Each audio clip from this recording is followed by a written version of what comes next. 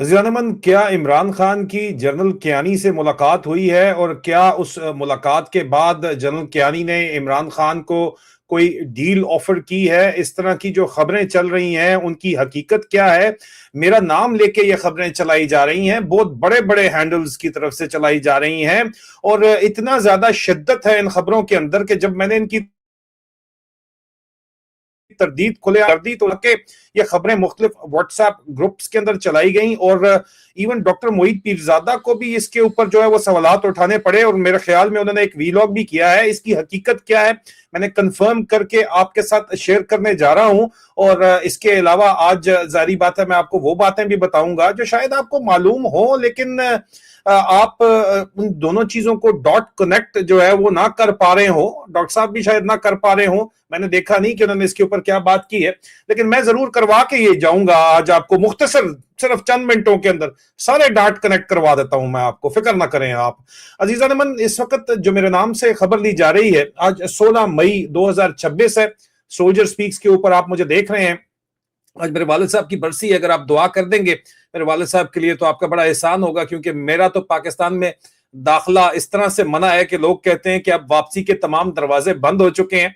और एक तरफ ये मामला है, और दूसरी तरफ जाहिर बात है कि आपकी मोहब्बतें हैं, और आपकी मोहब्बतें इतनी ज्यादा हैं कि जो मैं बात कहता हूं वो आप तो उसको मानते हैं, मुझे सपोर्ट करते हैं, लेकिन मेरे जो दुश्मन तो शायद नहीं कहना चाहिए, लेकिन हाँ मुखालफीन है, कुछ दुश्मन भी हैं जिनको मेरी रिपोर्टिंग की वजह से शदीद तरीन तकलीफ है। मतलब पाकिस्तान की फौजी इस्टेब्लिशमेंट और उनका साथ देने वाले सियासतदान, और पीटीआई के अंदर भी जो उनके साथ लिंक्ड मुख्तलिफ मखसूस टोले हैं, वो मुझे टारगेट मखसूस तरीके से करते रहते हैं। इस वक्त एक खास कैंपेन चलाई जा रही है मेरे खिलाफ, उस पर मैं बात नहीं करूंगा, लेकिन ये मैं जरूर बात करूंगा कि जब उनको अपनी किसी खबर को जो है वो मौसर बनाना होता है या उसको बताना होता है आवाम को कि यह सच्ची खबर है, तो मेरा नाम इस्तेमाल करते हैं, हालांकि कोई जरूरत तो नहीं है। अगर मैं वाकई जो है मेरी खबरों के ऊपर आपको यकीन नहीं है और मेरे खिलाफ जिस किस्म का अस्करांडू ब्रिगेड प्रोपेगेंडा करता है, तो उसके बाद सालों मेरी नाम लगा के खबर क्यों चला रहे हो कि जनरल कियानी की मुलाकात हुई है इमरान खान के साथ और उसने डील ऑफर की है। अब इसके ऊपर मैंने जो वेरिफिकेशन की उससे मुझे पता चला, जो मेरे अपने जराए हैं, पाकिस्तानी इंटेलिजेंस कम्युनिटी के जो जराए हैं, वो कहते हैं ये 100% झूठी खबर है। कंफर्म हो गया। इमरान खान की अपनी फैमिली की तरफ से डॉक्टर उस्मान खान क्या कहते हैं, अलीमा खान के देवर भी हैं, इमरान खान के कजन है, वो कहते हैं कि ये सच नहीं है। डॉक्टर मोईद पीरजादा ने सवाल पूछा, मैंने बताया कि मेरा नाम लेके ये झूठ बोला जा रहा है, लेकिन मुझे अंदाजा जरूर है कि क्यों बोला जा रहा है, और मैं इस वीलॉग के अंदर आज बताऊंगा, तो मैं आपको बता रहा हूं। डॉक्टर उस्मान खान कहते हैं कि जी सच नहीं है, वो ख्वाब देख सकते हैं लेकिन हकीकत नहीं है। पूरा पाकिस्तान जो है वो बैंक करप्ट हो चुका है, और 11 बिलियन रुपया रोजाना की बुनियाद के ऊपर वो कहते हैं खर्च कर रहे हैं। किस लिए? ताकि एक जहनी मरीज जो है वो अपना इक्तदार जारी रख सके, और अवाम ने जिस वजीर आजम को मुंतखब किया उन्होंने उनको जेल में डाला हुआ है। जुडिशल कमीशन वो कहते हैं कि 9 मई के ऊपर जो है 26 नवंबर के वाकयात के ऊपर बनाना चाहिए। इमरान खान कभी भी इस मुल्क की अवाम का जो है वो खून चूसने वाले जो लोग हैं उनके साथ सौदा नहीं करेगा। ये अब फैमिली का मौकफ इंतहाई वाजे आ गया। पाकिस्तान की इकोनॉमी की जो कंडीशन है वो किसी से छुपी भी नहीं है। पाकिस्तान में सिर्फ चंद तबकात हैं, बल्कि दो तबकात हैं जो मजे कर रहे हैं। अलीट टॉप, मिडिल क्लास खत्म हो गई है पाकिस्तान में, पाकिस्तान से जिंदा भागना चाहती है। अलीट और फौजी क्लास, ठीक है, वो अभी भी अपने एक शेल के अंदर बैठी हुई है, उनको प्रोटेक्शंस मिली हुई है, उनको बेनिफिट्स मिले हुए हैं। अब इसमें दूसरी जो अलीट क्लास है वो मिल के हुकूमत कर रही है फौज के साथ, इसमें कोई शक नहीं है, लेकिन उस अलीट क्लास को महंगाई से फर्क नहीं पड़ता, मईशत से फर्क नहीं पड़ता, तबाही से फर्क नहीं पड़ता। लेकिन जो दूसरी क्लास है, फौजी क्लास है, ये जो बची हुई क्लास है, बाकी तबाह है, मुल्क तबाह है, पाकिस्तान तबाह है, लेकिन जो दूसरी क्लास है अवाम तबाह है, इसमें कोई शक नहीं है। लेकिन अलीट क्लास, डाकू डफर अलायंस की जो आप उर्फ आम में बात करते हैं, तो वो जो डाकू अलायंस टाइप जिसकी आप बात करते हो, मतलब वो अलीट क्लास है, उसको कोई फर्क नहीं पड़ता भाई। लेकिन जो दूसरा डफर जिसको आप बोलते हो, जो फौजी क्लास है उसको फर्क पड़ता है। अगर पाकिस्तान की इकोनॉमी नहीं चलती तो उनकी तनख्वाहें जो हैं वो नहीं बढ़ती 100% के हिसाब से, उनकी पेंशन्स नहीं बढ़ती, उनके डीएचएज में इन्वेस्टमेंट नहीं आती, उनका पूरा मईशत इन डीएचएज और पाकिस्तान की प्रॉपर्टी इन्वेस्टमेंट के ऊपर चल रही है और फॉरेन पोस्टिंग्स के ऊपर चल रही है। अगर वो नहीं चलती तो उनको फर्क पड़ता है। आसिम मुनीर को यह गम नहीं है कि मईशत नहीं चल रही तो पाकिस्तानियों का बुरा हाल है, या पाकिस्तान के ऊपर काबिज अशराफिया को यह गम नहीं है कि मईशत नहीं चल रही तो पाकिस्तान का बुरा हाल है। 6% के ऊपर ये ग्रोथ कर रहा था मुल्क, और आईएमएफ कहता है इमरान खान के दौर में, आज से 3.5 साल पहले आईएमएफ की रिपोर्ट क्या कहती है? आईएमएफ कह रहा है जनाब कि अब पाकिस्तान के ऊपर जब आप आते हो तो 3.6% के ऊपर जीडीपी ग्रोथ है पाकिस्तान की। लेकिन अजीजा ने मन, ये जो 3.6% की ग्रोथ है ये भी आपके ऊपर टैक्स लगा के है, पेट्रोल महंगा करके। डायरेक्ट टैक्सेशन पेट्रोल की वजह से होती है, ठीक है। आपके फूड का, आपकी मजबूरी क्या है? पेट्रोल और खाना पीना आपकी मजबूरी है और बिजली आपकी मजबूरी है। आपको इतना ज्यादा महंगा डायरेक्ट टैक्स लगाया जा रहा है उसके ऊपर, और इनडायरेक्ट टैक्स लगाया जा रहा है कि ये जो 3.6% की ग्रोथ भी आईएमएफ बता रहा है, वो इसलिए बता रहा है कि आप टैक्स की वजह से जो है बदहाल हैं, और सिर्फ अगर आप बदहाल हैं तो जो तबका इस वक्त प्रोटेक्टेड है वो कब तक प्रोटेक्टेड रह सकता है? 2 तबके, सिर्फ अलीट को कोई फर्क नहीं पड़ता, नवाज शरीफ को कोई फर्क नहीं पड़ता, जरदारी को कोई फर्क नहीं पड़ता, पीटीआई के अंदर भी जो अलीट है उसको कोई फर्क नहीं पड़ता, जो हुकूमत करे उनको कोई फर्क नहीं पड़ता कि जितनी मर्जी महंगाई होती रहे। महंगाई से फर्क पड़ता है अवाम को सिर्फ, ठीक है। और आसिम मुनीर जिनके सर के ऊपर इस वक्त हुकूमत कर रहा है उनको फर्क पड़ता है, इसलिए आसिम मुनीर को फर्क पड़ता है कि यार मईशत चलनी चाहिए। लेकिन इस वक्त उसकी प्रायोरिटी मईशत नहीं है। इस वक्त उसकी प्रायोरिटी पहले 26वीं तरमीम की, 27वीं तरमीम की, अब 28वीं तरमीम करना उसकी प्रायोरिटी है, जिसमें नेशनल फाइनेंस कमीशन अवार्ड जो है वो रिवर्स हो जाएंगे। ये इनकी प्रायोरिटी है। एनएफसी अवार्ड जो है वो रिवर्स होंगे, ये इनकी प्रायोरिटी है। इसके बाद सदर बनना चाहता है आसिम मुनीर, अपने साले मोहसिन नकवी को वजीर आजम लगाना चाहता है, लेकिन 28वीं तरमीम में यह मुमकिन नहीं है। 28वीं तरमीम में सूबे नहीं ना बनाए कोई बात नहीं, लेकिन मैंने आपको मुसलसल 1 साल से बता रहा हूं, और मेरे पास इतना अच्छा एडिटर नहीं है क्योंकि मेरे साथ काम करते हुए लोगों की जान जाती है। कुछ लोग हैं मेरे टीम के पाकिस्तान में, जाहिर बात है तरीके मुख्तलिफ हैं, लेकिन अगर आप एडिटिंग का काम अच्छा जानते हैं तो मुझे आप ईमेल कर दीजिए info@soldierspeaks.org के ऊपर। आपको फ्री वर्क नहीं होगा ऑफ कोर्स, लेकिन जाहिर बात है मुझे वो देख के सिलेक्ट करना पड़ेगा, लेकिन ये ईमेल एड्रेस आपको नीचे नजर आ रही है, ये नजर आ रहा है। इसमें अगर आप ईमेल कर दें, अगर आप एक अच्छे एडिटर हैं और आप इस कॉज के लिए काम करना चाहते हैं, क्योंकि मैं ये तमाम बातें मुसलसल करता चला आ रहा हूं, लेकिन मेरे पास इतना वक्त नहीं है कि मैं एडिटिंग के ऊपर आपको सबूत सामने रखूं कि यार मैंने बताया था, लेकिन आप लोगों ने जो है वो कबूतर की तरह आंखें बंद कर ली कि बिल्ली हमें नहीं खाएगी और बिल्ली अब आपको खा रही है आके, तो अब आप चीखे मार रहे हैं। हालांकि आपके पास पर हैं, अल्लाह ने दिए हैं, आप उड़ सकते हैं, लेकिन आप उड़ना नहीं चाहते।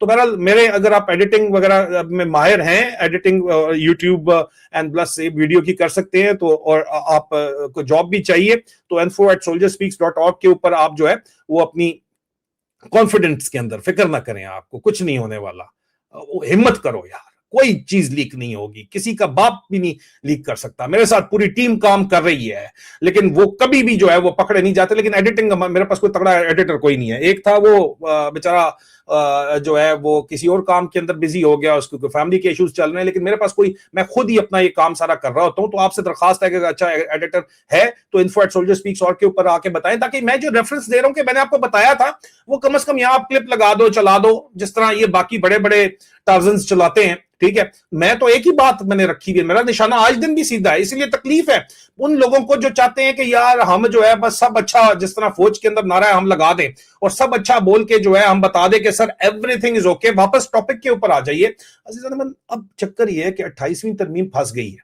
क्यों फंस गई है? क्योंकि 28वीं तरमीम में ये सूबे नहीं बनाना चाहते, लेकिन कराची, लाहौर और गवादर जैसे बड़े शहर को फेडरल स्टेटस उनको देके उनसे जितना भी रेवेन्यू निकलेगा वो चाइना को देना चाहते हैं, कि चाइना से इनको जो है वो J-35 वगैरह दे दे, इनको मजीद पैसे दे फौज को, और ये पैसों के बगैर उनका काम चलता नहीं है। फौज को पैसा आता रहे ताकि वो जो एक प्रोटेक्टेड क्लास है जिसको कांस्टेंट पैसे की जरूरत है, जिसमें हर साल कई दर्जन जर्नैल बन रहे हैं जिनको hundreds of millions of dollar के बेनिफिट्स इन्होंने देने हैं, तो वो डॉलर आते रहे ताकि उनके लिए बेनिफिट्स क्रिएट होते रहे, ताकि पूरी की पूरी फौज को देने, सिर्फ जर्नैलों को तो नहीं देने, ताकि वो एक स्लॉट चलती रहे, डॉलर आता रहे और उनको वो खिलाते रहे और उनके सर के ऊपर हुकूमत टॉप पे एक बंदा जो इस वक्त आसिम मुनीर है वो करता रहे। उसके लिए 26वीं तरमीम की गई, उसके लिए 27वीं तरमीम की गई और अब 28वीं तरमीम उसी लिए की जा रही है। लेकिन इसके बावजूद 29वीं तरमीम में जाके सदर बनेगा। 28वीं में सिर्फ ये इनके आहिस्ता आहिस्ता पर काट रहा है सियासतदानों के। लेकिन अब मसला ये है कि हमारी इतलात के मुताबिक, और इसको रिपोर्ट भी किया गया मेरे ख्याल में जुनैद सलीम साहब ने इसको रिपोर्ट किया कि ये 28वीं तरमीम के ऊपर, ये मुझे कंफर्म मेरे अपने जराये ने बताया कि 28वीं तरमीम फंस गई अभी।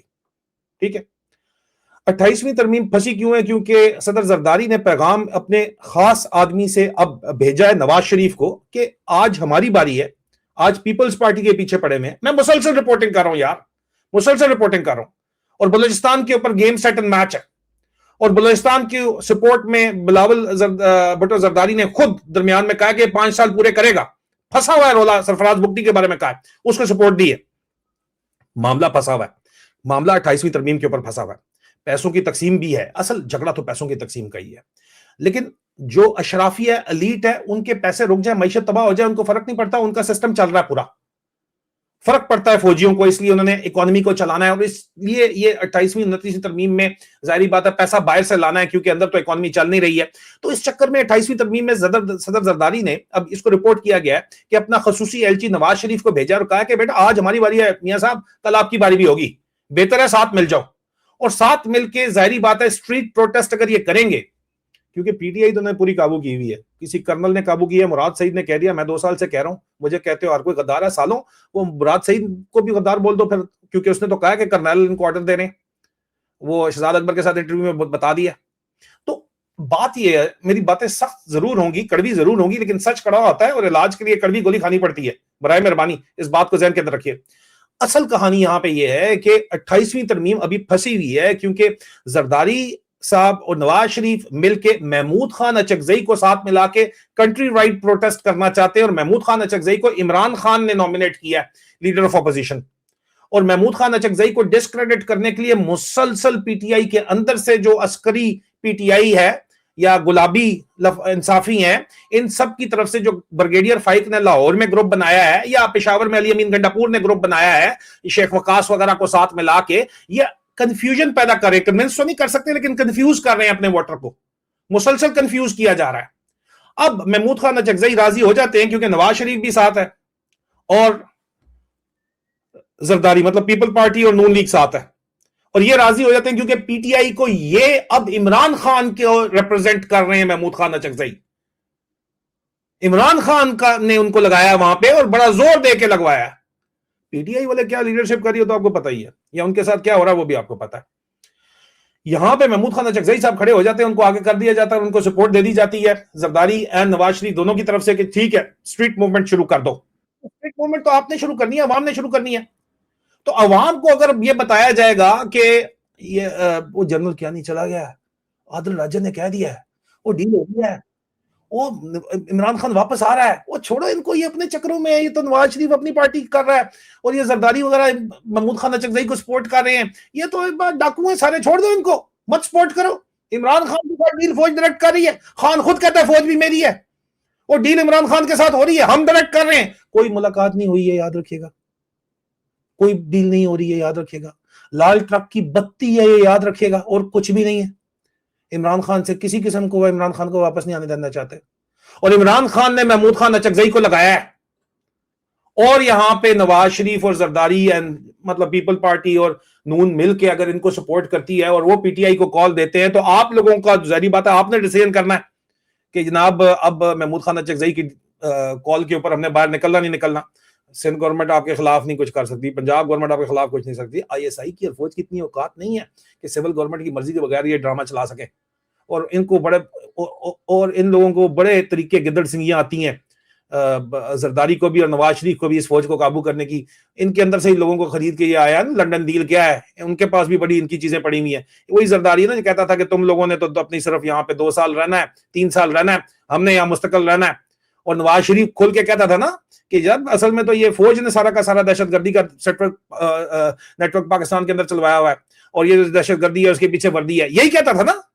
आज इनके जो है वो एक सदर पाकिस्तान है, एक की धी रानी जो है वो मशूक आला वजीर आला पाकिस्तान है, और उसका भाई जो है जो कल तक मकसूद चपरासी जो है वो वजीर आजम पाकिस्तान है। तो किस तरह हो गया ये? क्योंकि इनको उनके वो बटन्स पता है दबाने, और उन्होंने एक मुनीरे को ऊपर से मिस्त्री को काबू किया हुआ है, जो कि एक फौज में इसी तरह ना लोअर मिडिल क्लास से भी, लोअर बैकग्राउंड से लोग ऊपर आते हैं, रट्टा लगाना अच्छा है, टीसी मिसी करनी आती है और अपने राइट जो है मूव्स करते रहते हैं तो पहुंच जरूर जाते हैं, ये सिस्टम मौजूद है। लेकिन इस सिस्टम की वजह से अब जो है वो कोई बेहतरी नहीं हो रही पाकिस्तान में, उल्टी खराबी हो रही है। लेकिन बहरहाल इसको साइड के ऊपर रखते हुए, जनरल कियानी के जाने और डील का सिर्फ और सिर्फ मकसद पूरे पाकिस्तान को लाल ट्रक की बत्ती के पीछे लगा के ये बताना है कि यार ये स्ट्रीट मूवमेंट जो 28वीं तरमीम जो फंसी हुई है उसके लिए कॉल देंगे, वो किसी सूरत कामयाब ना हो जाए।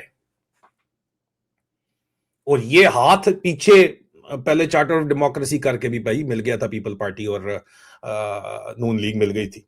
अब भी इनकी अपनी एग्जिस्टेंस खतरे में, पैसों की तकसीम का झगड़ा, कराची चला गया, लाहौर चला गया, रेवेन्यू चला गया, एनएफसी अवार्ड चला गया, तो हुकूमत इन्होंने क्या करनी है फिर पीछे भाई? क्योंकि इनका तो प्लान है अल्टीमेटली कि एक दफा जो है वो ये आप वापस लें पावर्स, 18वीं तरमीम आहिस्ता आहिस्ता रिवर्स करें, 26वीं में कुछ हुई, 27वीं में कुछ हुई, 28वीं में कुछ होगी, पूरा काम 29वीं में हो जाएगा। उसके बाद इन तमाम के तमाम सियासतदानों को जेलों में डाल के आपको कहेंगे, चाहे नवाज शरीफ है, जरदारी है, देखो हमने कहा था सारे करप्ट है, ये सारे करप्ट है, और हमने कहा था हम एहतसाब करेंगे, हम एहतसाब कर रहे हैं। मर्दे मोमन मर्दे हक वो जिया लगदे बाद हूं नंबर 2 आ गया, हूं मुनीरा मिस्त्री जिंदाबाद। आप कहेंगे जनाब सैयद साहब ने जो है वो कमाल कर दिया यार, वाकई क्या कमाल कर दिया।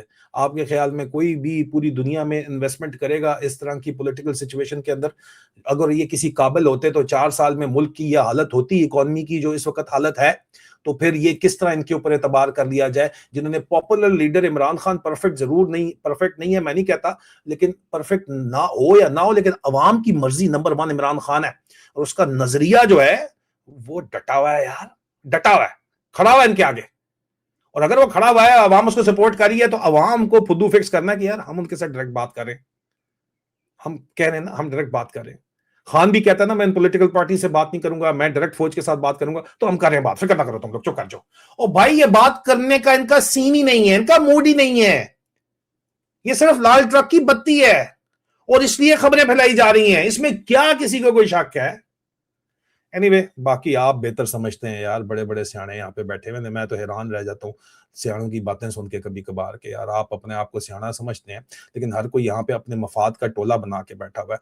एनीवे, अगर आप मेरे लिए एडिटिंग की जॉब करना चाहते हैं, और अगर आप चाहते हैं कि जाहिर बात है कि नजरिया भी जरूरी है ना, सिर्फ एडिटिंग की जॉब का सिर्फ इशू नहीं है, नजरिया भी जरूरी है, तो ये मुझे ईमेल कर दीजिएगा प्लीज। मैंने आपको जो है अपना ईमेल एड्रेस बता दिया है, info@soldierspeaks.org नीचे आ रही है, इस पे ईमेल कर दीजिएगा। ये कहानी है, बाकी सारे फसाने हैं, जागते रहना भाईजान, एना तेना रहना। खुदा हाफिज।